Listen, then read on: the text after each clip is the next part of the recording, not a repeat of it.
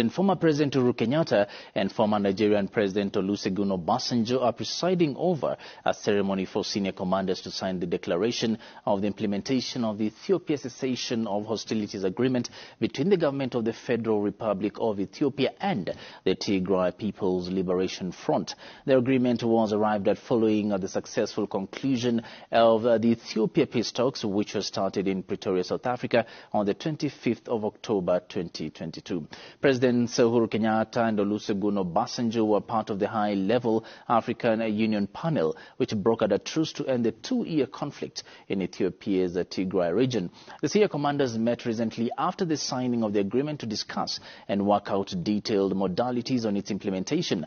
We now join Safina Chieng live from the Moran Center in Nairobi. Safina, has the signing of the declaration taken place, and maybe what are the implications of this particular agreement?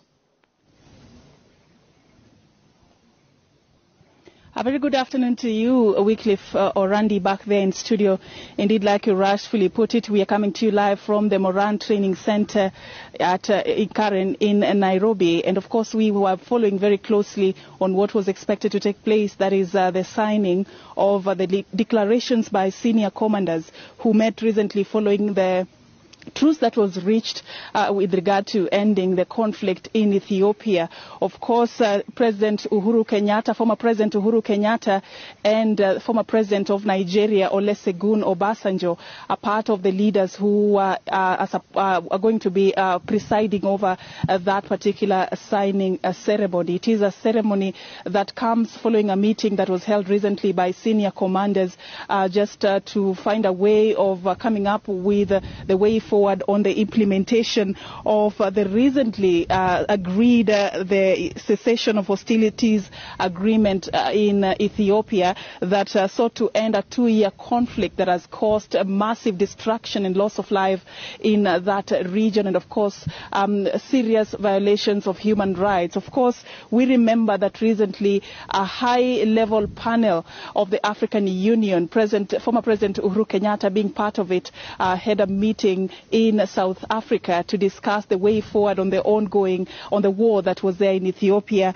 And of course, the talks were launched on the 25th of October 2022, and it was seeking to reach a truce between the Federal Democratic Republic of Ethiopia and the Tigray People's Liberation Front, just to find a way of restoring peace and stability in that particular region. Now, the panel actually came up with some positive news after the conclusion of that particular meeting. That was the first public formal talks seeking to end the war that has gone on in that particular country for 2 years. And the news was that they had agreed, the parties to the war had agreed to a cessation of hostilities agreement.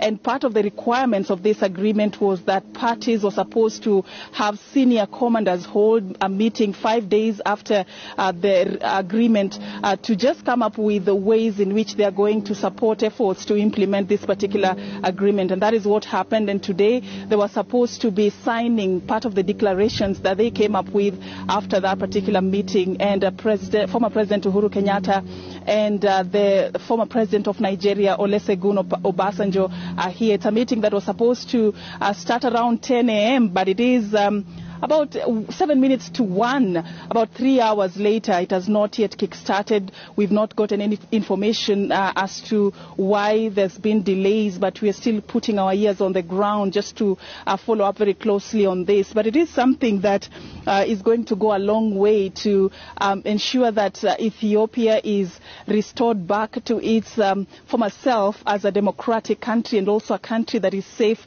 for all to stay in. And of course also those who are mediating in the talks to reach that particular truce affirmed and committed that even after that agreement was reached, they were going to work with Ethiopia to ensure that, that war is a thing of the past. So it is a process that I would say just began. and will continue in several months to come, just to make sure that everything that was included in that particular agreement is arrived at. Of course, we are going to stay on top of this, just to make sure that we also bring you up to speed with what the leaders here are going to say concerning the way forward following the signing of that agreement. But for now, it's back to you, Safin Acheng Oma. In there, just following up on the signing of the declaration of hostilities agreement between the government of